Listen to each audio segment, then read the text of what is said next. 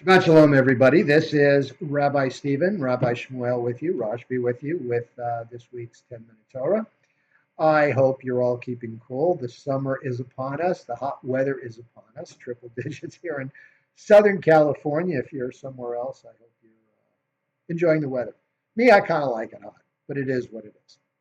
So this week, we start our final book of the Torah, of our yearly cycle of the Torah Parshas. And we start with the book of Devarim, or as you know it is Deuteronomy, otherwise known in rabbinic and sages circles as the Mishnah Torah. So, Mishnah Torah. Basically, Mishnah, if some of you are really fluent in Hebrew, you might recognize the word sheneh, which means second or two. And that's really what it means. It's a repeat. It's like the second Torah, or kind of a redo, R-E-D-U-X, I think they spell it that way. A redo of most of the rest of the commandments. Hence the English name Deuteronomy. Now I keep repeating this. I'm sure people are tired of hearing it, but Deuteronomy is from the Greek word deuter, which means second. Those of you who are familiar with chemistry may know that the second isotope of hydrogen, where you've got a proton and you've got a neutron and you've got the electron outside, that's the second isotope of the first element, hydrogen. It's also called deuterium, meaning second. So there it is. So what is the repeat? What is the second that Deuteronomy or Devarim is talking about? Well, you've got a new generation coming into the land, a new generation that was born on the wilderness. Or in modern Hebrew, I don't know, I haven't really heard the word recently, but we used to refer to native-born Israelis as sabras. Sabra is the Hebrew word for a cactus, that which was born, a cactus born in the desert. This generation was not beaten as slaves. They don't have that slave mentality. They have a mentality of being free, of knowing God's graces, but also they've also fought wars and they've won wars. So Moses is going to give them kind of a pep talk, if you will. In traditional circles, there are three discourses that Moses gives, and he opens it up. He opens up Devarim, and we're going to talk about that word in a minute. Devarim, discussing what Israel has done to him. Now, he doesn't really distinguish between this generation and the last generation in his first discourse. Why? Because, you know the old saying, the apple doesn't fall far from the tree.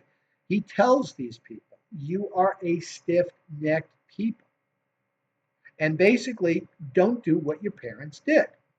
The parents were not adapted or suited to take the land. They shied away from most of the challenges. They saw all the wonders and signs that God wrought. They saw the plagues that basically demoralized Pharaoh and the Egyptians and allowed them to be free. When Pharaoh had second thoughts and went after him, God opened up the sea, held the Egyptians at bay with the cloud of fire, the pillar of cloud, the pillar of fire, the pillar of the cloud, keep them at bay until the Israel passed through in safety, drowned the Egyptians, gave them water, gave them food. We've been through this. And Moses is telling them that you've got the DNA of your parents. You are Hebrews. So watch what you do. He opens it up by saying how you complain. He doesn't say your parents. He says how you complained, how you tasked me, how you tested me in the wilderness. And Moses also, this is how big and how humble a man Moses was. He said how I succumbed to your complaints and basically lost it, beat the rock when I should have talked to the rock as God told me to do, and I forfeited my right to join you in the promised land. I implored God a couple of times. I said, well, maybe, I won't be the leader, but can I just go in and see the land? And God said no. And Moses, being big as he is, did not complain. In Judaism, leaders lead by example. Moses stayed true to God, stayed true to the commandments, even knowing he was being punished for something. And some might say, look, Moses spent all these years dealing with Israel that did nothing but complain. Could you blame him for a lapse of demeanor? And granted, um, the issue with the rock, okay, well, yeah, it happened later on. It was kind of what sealed his fate. But this is after like 38, 39 years of dealing with these people, of listening to their complaints, of adjudicating their issues. And who knows, we don't have any record of that. We don't have any record of people if they went to Moses and said, well, I've got this issue with my neighbor. We're trying to figure out, whatever. Or was it, oh, my neighbor did this and this, and we need you, and you should be on my side. And, if you look at the way these people complained, then it's probably an easy bet that that's probably what Moses had to deal with. But the question always comes up about the Torah. What is the Torah really about? Is it the history of the Jewish people? I say no. It's the history of Judaism. And if you want to say, well, that's the Jewish people, okay, I'll give you that. But the bottom line is that this is a record of how Judaism itself developed. Now, before I forget, let's get back to this word Devarim. So in Hebrew, we have what they call nikud marks, which tells you how to pronounce a word because you see three letters, which are the basis of Hebrew verbs. Most of the time you know what it is. But when you have a word, this word has a dalet, which is the equivalent of our D, a veit or a bait, which is the equivalent of our B or our V. In Hebrew, they're the same letter. If it has a dot in it, it's a ba. If it doesn't have that little dot, that little dogish in it, it's a va.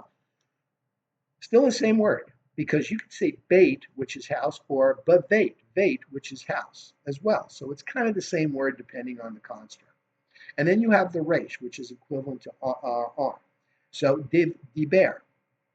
Diber means to talk. However, if you take that dot out and change a couple of little vowels that go under the words, it could also mean devar. Devar means thing.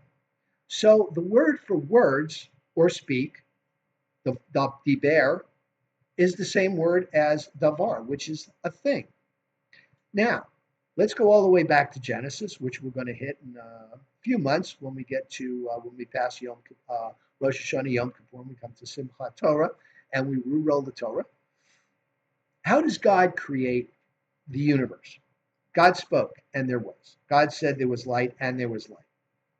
Right?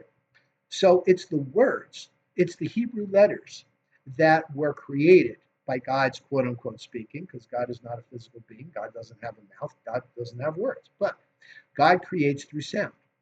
And the sound, which is energy, photons, if you will, the energy becomes matter, which becomes things.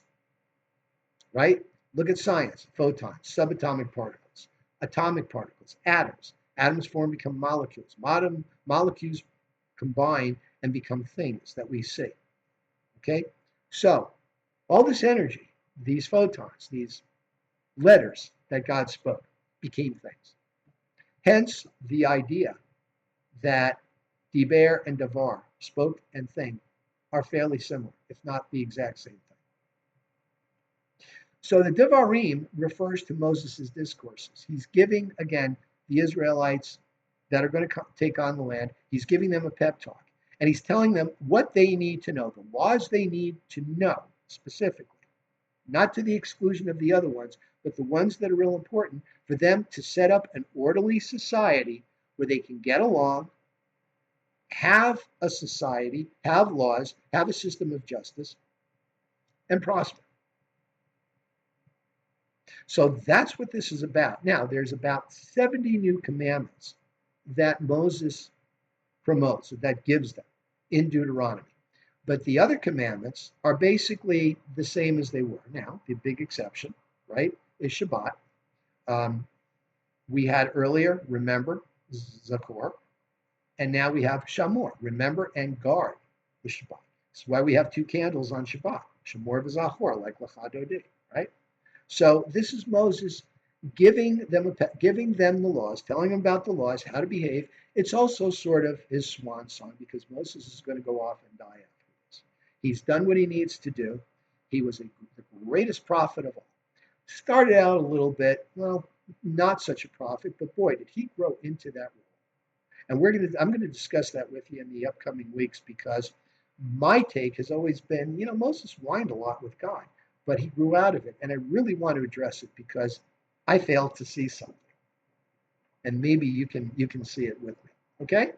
Shabbat Shalom, everybody. Keep cool. As you can see, I'm a little informal today, but we're going to have our services and hope you join us. Shabbat Shalom, everybody. And thank you for listening.